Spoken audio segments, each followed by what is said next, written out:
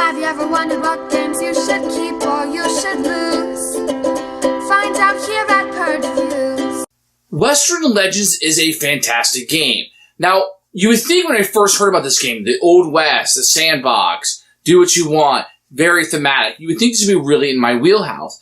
I've been kind of burned on games like this before, like Spurs, where it becomes just playing poker or just rolling dice, and that's supposed to be thematic. And I haven't really cared for this Old West game. Remember, Carson City is my favorite game of all time. Maybe more of a legendary, but definitely Carson City. So what you're going to have in this one is a sandbox game where you can go around and do whatever you want.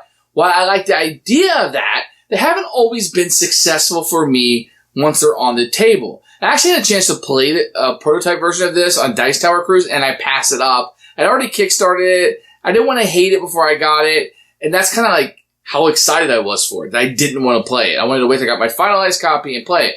Well, I did. And I gotta tell you something, I really liked it. It's not without flaws, but it's a system and a game that I really, really, really, really liked. And I'm so glad I kickstarted. Let's get the negative out of the way first. I wish the miniatures actually represented somebody in the game instead of just pick your favorite miniature and now you're this person.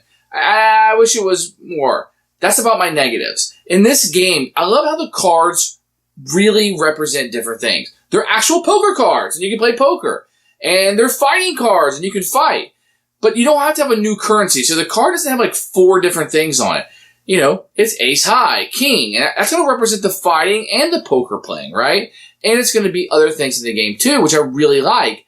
But it's not like 4 different currencies that you have to understand. It's going to have an event on it, which usually the higher the card is, the better the event. So you kind of have to decide, do I want to use it for the event or do I want to use it for the poker or fighting or some other thing that you're going to be trying to accomplish in the game? And this game, you can really be a bad guy or a good guy. Really dig that. I like the fact that you can go around and do whatever you want. You want to be a bad guy for a while? Go with your bad self. You want to be a good guy for a while? Put your star on and let it shine bright.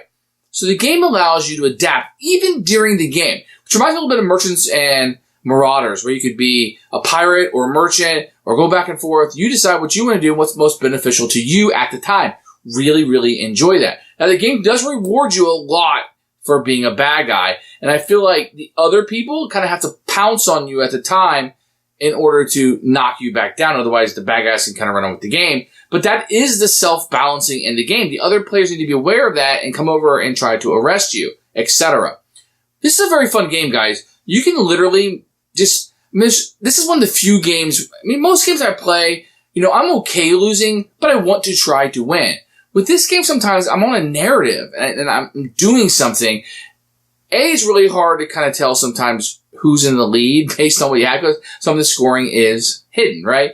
So, but even that said, I like doing my thing and like, all of a sudden somebody becomes a really bad guy. I'm like, I need to be a citizen and go stop this guy and have him arrested and bring him to the sheriff and get my goodies when I do. And it's just an interesting interaction I'm having with the game and the other players. If I go play poker, if somebody else is in town, they can also play the same hand of poker. I'm no longer playing against the bank. I'm playing against the other players at the table. Very, very interesting and a very good aspect of that Old West. I always feel like there's something to do. There's something interesting to do, something I need to do. I have these gold cards. I like some of the expansions that are added in. Western Legends is a really good sandbox game. On top of that, it's a really good representation of the Old West. If you're not from America and you don't really know what the Old West is, or you've just seen the old movies, this will play right into all of those cliches. It is very, very fun, and one I highly, highly recommend. Colossal Games with this game has gone to the top of the list for me of people to check out. And I've actually kickstarted other games that they've had, like Mezio. I kickstarted. It didn't really look like something I would like, but I went ahead and did it because I liked this game so much. So one I highly recommend, and is definitely a keeper. This is Western Legends, the Kickstarter version, what you're going to see here. And you're going to see a beautiful cover, just very striking. The box is a good size, although a little long, but there's a lot to fit inside of it. Colossal Games is really making a name for themselves right now. When you open it up, you're going to see the board here, and then you'll see a bunch of stuff kind of stuck in. You're going to have some player aids, which are nice, but a little thin. Wish these things could have been a little thicker. Probably want to laminate those. Then you're going to have your player boards. Each player will get one, and they're going to be double-sided. And you have one for each of the colors, and you can play up to 6 people. And you have a place on your board where everything is going to be. you can see you can kind of set everything up, and that one side's going to be missing little token spots that you'll put. There's even a place to put each of your little gold nuggets that you can get, and on the other side, this right here is the only difference where you can put your tokens if you choose to play with that variant. And everything is really easy to organize on it. I think it's really, really helpful to have. Everything you've seen here is from the Kickstarter. You can see a couple of the expansion stuff and the cards put in. I have a little tokens. That container is not part of the series. And I have the 2 little expansion sets in here, and it's kind of how it fits. I just kind of have the miniatures thrown everywhere. There is a general store where everything will be set up inside. You're going to put that together when you first get it. Then all of the cards will fit in there. I just kind of have the money there. Now, if you take some of the expansion stuff out, here's the Man in Black for 2-player only. I kind of have all that bagged up together. The components are really, really good. I wish that they had a miniature for each being or person in the game instead of having to share those. Other than that, though, it's kind of hard to complain. Here is the board kind of all laid out. You can see there's different tracks, place to place your cards, and then you're going to have the little city here that will be put out. And you're going to have 2 little towns, Red Falls and Dark Rock, that you can see there, and some overlaying areas that your guys can go around with some icons on the board. Over on this side, you're going to see the wanted track, the story track. Now, this area right here is going to be the main area you're going to be playing. You're going to have some place over there to put your cards, and you're going to have a scoring track at the bottom. All that is very easy to utilize and to see. And there's a little bit of artwork like the gun that you can see at the top. Now, these components here, these containers I have are containers I bought at the dollar store. They're not included, but obviously the goodies inside are. Now, in this one, you're going to see some tokens you're going to have. With the cattle, you're going to see different sides on those, and then you can see that there's going to be really small print on it that will tell you what you get when you take it in. And you have these legendary point things that you can get if you choose to play with that variant. And you're going to have the blue ones for the blue cattle. These gold nuggets are really cool. You've seen these before in games, I'm sure, but they're really nice little quality, and you get quite a few in the game. Now, this assortment is going to be all the different colors and little wooden tokens you're going to use to track things, scoring, and etc., and story tokens and stuff. And those are pretty generic, but they're nice, they're well made, and different colors is great. These are going to be the story cards that you're going to have, things that you'll be trying to accomplish. You'll see here on this side, it'll say like gain 2 more LP from a single action, and based on the number of players is how many you have to accomplish before it busts, and you can do what's on the other side. These are just things that you can kind of maybe try to work towards if you want to. Gain number of martial points or wanted points in your turn location outside of town, spend number of money in the town, etc.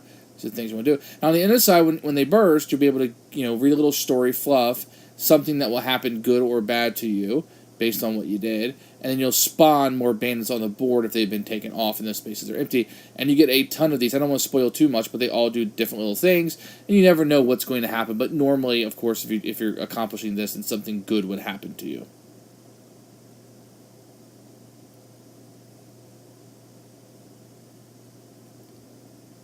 Here we have the poker cards, and it's going to be really the main resource you're going to have in the game. And they look just like a playing deck. And you're going to see each one at the top left corner will have, the different suits. And at the bottom, a lot of times there'll be an action or a bonus you will get, or it might be a reaction of something that you can do in a game if something occurs. And so a lot of the game is going to be about hand management. What are you going to do with these cards? You're going to use them for the action. You're going to use them to play poker. How are you going to want to utilize those, and what's your best use? Usually the higher they are, the better power they have on them. So that's going to be a huge choice in the game. You're going to have a huge deck of these cards to kind of utilize and play with. The other cards you're going to have are these. These are going to be your character cards. They're going to tell you where the starting location is, a little bit of blurb about them, and what their starting resources are.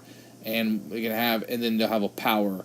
Now you only get that power will only happen if somebody gets 5 LP, then their power will come into play to help speed the game along, but you get a lot of different characters, and once again, they don't necessarily correlate to any particular miniature, but I do like the difference. I mean, you have a wide variety just in this base game. You're going to have a couple big, gigantic dice that you'll be rolling if you go dig for nuggets. You're going to have these miniatures, which I'll show you these. Like I said, many times, they're just generic, so they don't represent any particular person. Now, my little things were a little too big for them. I don't know if everybody's is like that. They're okay. But they do differentiate the color, so you'll need those to be on there. And here you're going to have this guy. You can see the kind of the wind blowing his back of this jacket, which is kind of cool looking at that little action shot. Then you're going to have this Native American pointing up with a tomahawk, and it looks very cool. You can kind of see some of the detail on the ground, too, there, which is nice. Okay, this one's going to be a gun pose. He has a sheriff's on there, so maybe if you wanted to be a good guy, this would be somebody that you would play with. Now this one, you're going to have, it looks more like a Comanche, right? Like the double bullets there. And you have the shotgun and the gun, so cool looking miniature. And these are just supposed to be really neat looking. You can pick any of them. It's a little more action pose with the gun out, the jacket flowing in the winds, very cool. It looks very nice.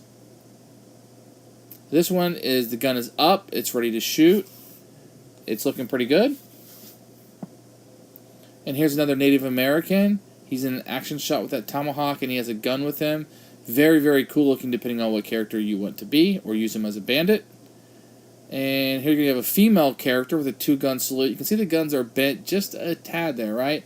But you still have the cool wind flowing in the jacket, which is a really neat action pose. Now this guy is ready for battle. He's got the gun out, he's got the double shooter, he's got the other one face up. He is ready to go. And then we have the gun out again, another female character. In a different kind of pose, and the gun is bending a tad there. Not the best miniature in the world, but not the worst by any stretch of the mean. This one is the Lasso. It's a female. It's without a gun, so some people may like that character better, and it's female driven. And here's your more traditional garb for a woman at the time period. And you're going to see the long dress and a shotgun. You can just see her kind of outside of a brothel or a general store, looking for looters. And here you go. This is more of a bandit. Got it over his mouth. Keep the sand and dirt out. He's got his shotgun by his side, and he's ready to go. A couple more still to look at here. We got a guy looks like it's high noon. He may be ready for a duel with his hands by his side, ready for it to strike noon so he can pull his guns out and shoot. Now you're going to build this general store together. It's just some cardboard you'll put together. It's actually fairly nice. Like as you can see, it fits right inside the box fine.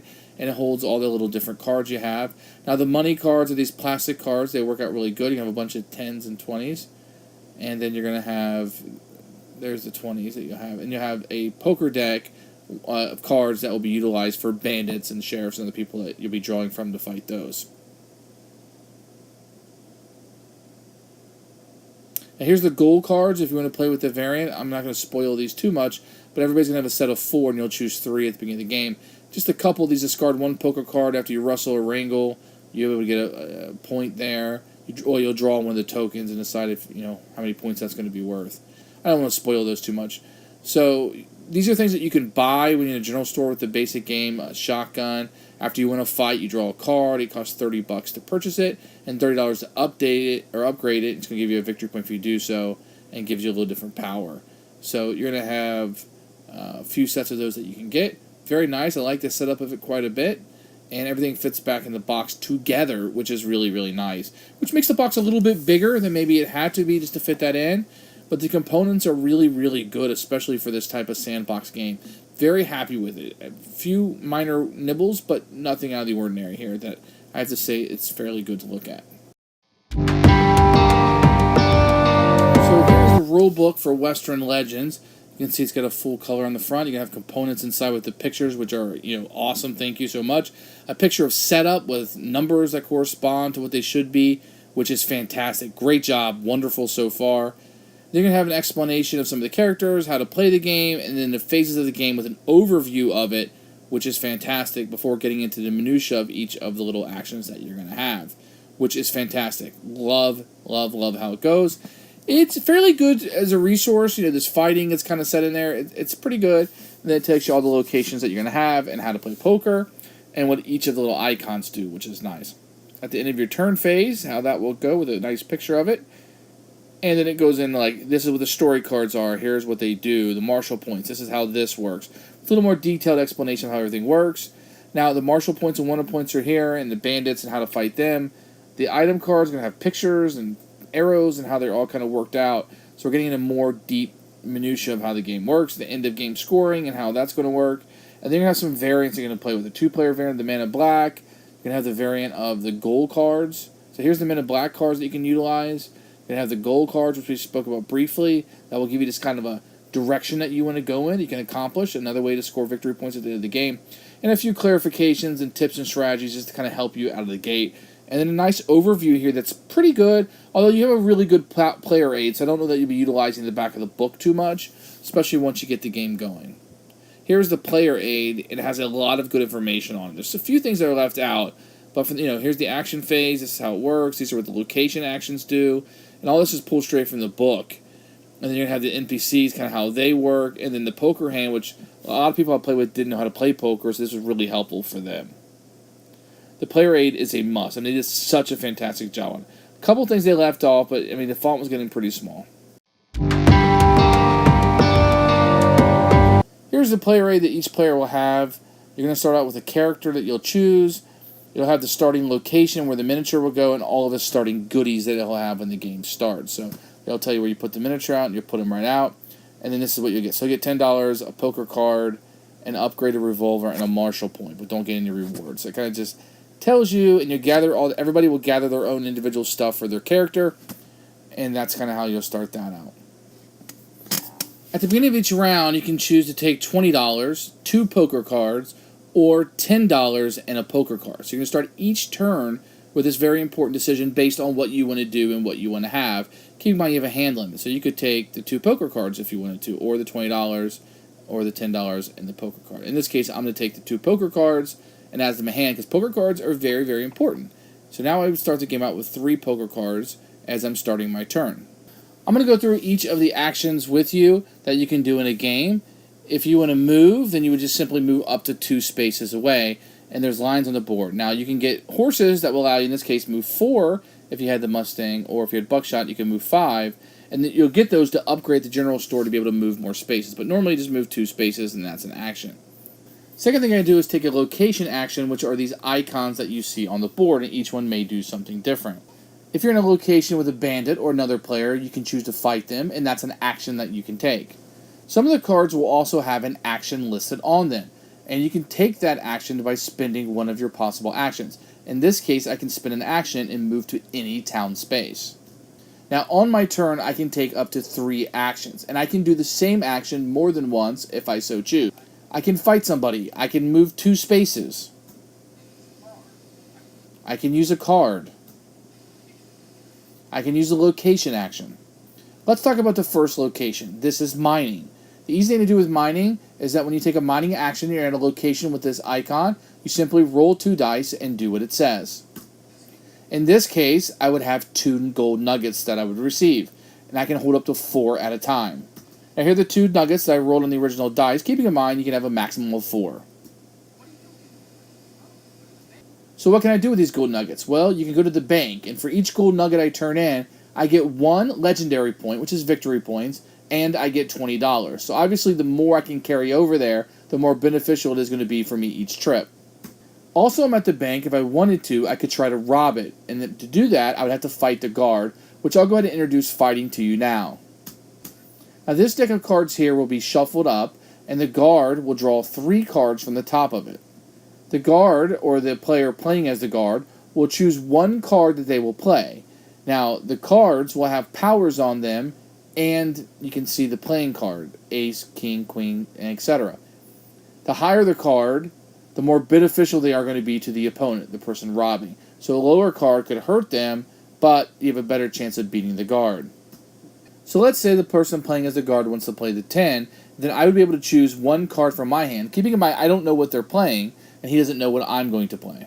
So the highest card I have is 7, so I would play that and I would lose. Whenever I lose a fight, I'm going to take a wound, but I also get to draw a new poker card. So let's say he played the 6 and I played the 7 and I won, then I would get 3 wanted track points, which you'll see up here on the left. Since I had a Marshall point, I'd immediately lose it regardless of where I'm at on the board, and you would add the 3 points to the wanted track. Then I would get all of the bonuses that are listed on the preceding ones that I went over. The first one was the sheriff becomes active. The second one's draw a poker card, and both of those things would occur. Now I would also get 1 LP point at the end of each turn that I have with me on this track while I'm in those first 3 spots. Let's say I wanted to heal instead. So what I would do is I would go to the doctor, I would pay $10, and I would heal all of my wounds. So let's talk about wounds. On the bottom of your player sheet, you're going to see here that if I have no wounds, I can have a hand size of 5. As I take a wound, my hand size goes down to 4, then another wound would be 3, another wound would be 2, and you can never go below that amount. So let's say instead I want to go to the cabaret, I could spend in increments of $30 up to $120 and just score victory points. So $30 is 1 to a maximum of $120 I could spend and get 4 victory points. The cabaret is a great place to spend your cash if you find yourself flush with money, but you better hurry before somebody attacks you. There are 2 general store locations on the board. You can take a possible action there.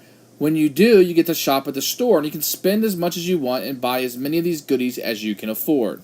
Now, at the sheriff location, there isn't really anything to do. That's just where the sheriff starts out the game, and if you get arrested, that's where he'll take you to. Now, if you wanted to go there for whatever reason and fight the sheriff, you may do so. The only difference between fighting him and the guard is the sheriff draws 4 cards instead of 3, so thus he has a better chance of drawing a higher card and beating you.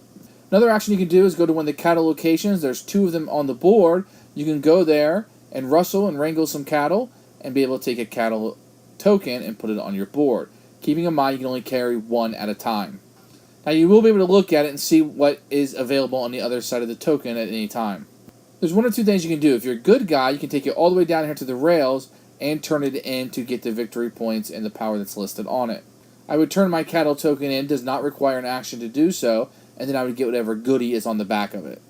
Now if you're a bad guy, you want to rustle them up, and you don't want to go down to the rails. In fact, you want to go to the other cattle location and drop it off there. So the bad guys are going back and forth from left to right, while the good guys want to take him down to the train. The last place, there are 2 locations, and that is considered the Saloon. This is where you're going to go to play poker. And in the games that I've played, people have done this a lot. This is where you can win a lot of money. It's also a little bit more the most complicated part and does slow the game down just a tad. The way this is going to work is you're going to have the cards that are available in your hand. So you kind of have an idea before you go there what kind of hand that you can play at the poker location. So what you would do is you'd ante up with $10, which is what you're going to have at stake in a poker game. The bank will then ante their $50. That's kind of the pool that you're playing with. Now the person playing poker is going to draw 1 poker card. In this case, I'm going to get the king. Then the house will draw 4 cards. Then 3 cards will be placed face up on the board for everyone to be able to see.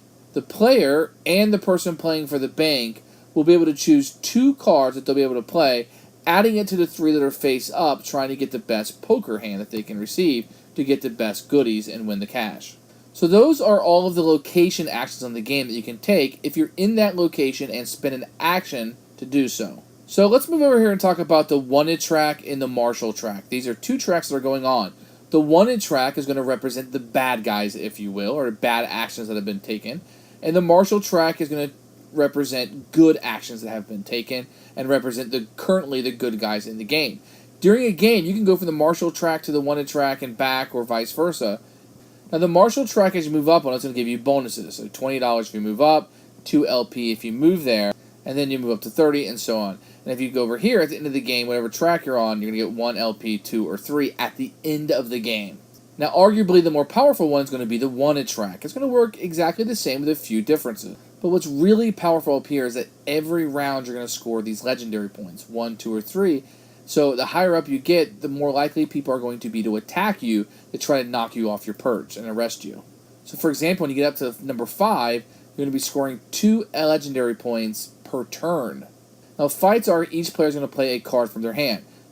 Possibly your highest one, or one you think you're going to win with, that you want to play, and the highest card will win. So an ace will beat a jack, for example. A 7 will beat a 5. In this case, a king will defeat a 7.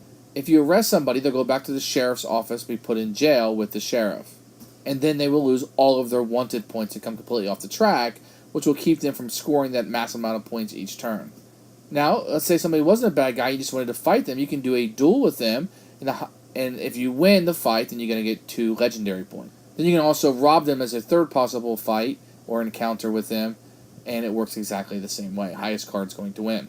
So what you're going to be doing is playing until somebody hits a certain number of victory points. The normal game is 20, the long game is 25, and you can play a short version to 15. Whoever has the most points at the end of the game will win. You also have these 2 stacks of story cards, and each story card is going to have something on it that you're going to be trying to attain. In this case, you can gain 2 or more LP from a single action. Now, if you accomplish this, you're going to put a marker on it, and based on the number of players, be able to pop it or turn it over and do what's on the back of the card. So just be a little flavor text at the top, and then there'll be a blurb about what you're able to get. Then you can spawn more bandits on the board. It isn't a bad idea to kind of play towards these story cards, as they're normally going to give you something pretty darn good, although you want it to go into your overall strategy that maybe that they're trying to do. It's a sandbox game, so you'll be all over the place a little bit on choosing what actions you want. The game is interesting. There's a lot of different things you can do. You want to wrestle cattle, you can do that. If you want to rob a bank, you can do that. If you want to go to the cabaret, you can do that. If you want to go play poker, you can do that. The game leaves it up to you what you think is the best way to score points. So a quick overview of the game is you're going to be moving around the board, taking these actions on the board, possibly robbing the bank, moving around, moving up on the wanted track or the marshal track to score more victory points based on your actions and your reputation. You have a number of actions you can do on a turn. You can perform those as efficiently as possible, and hopefully you'll score more legendary points and be the most legendary person in the Old West. Who should buy this game?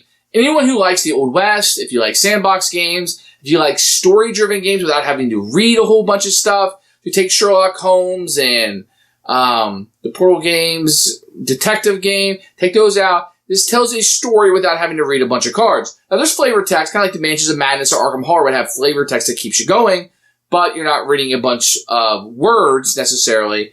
But the story comes out of it. I got such rich stories out of this game that I really, really enjoy. You know, if you want to play a game with your children and they're at a certain level, maybe like 8, 9, 10 plus, and you just want to have stories and what's going on, this will accomplish that for you. Great game. Enjoyed it quite a bit. One of the 9s or 10s, I would say that you really need to check this out. Very different than other games. I mean, some of this stuff will be very familiar. It's not a very complicated game. It's a very easy game to learn and teach. But the decisions that you have, the world is open. It almost reminds me of the TV show Westworld. What story do you want to tell? Who do you want to be? And then go be that person.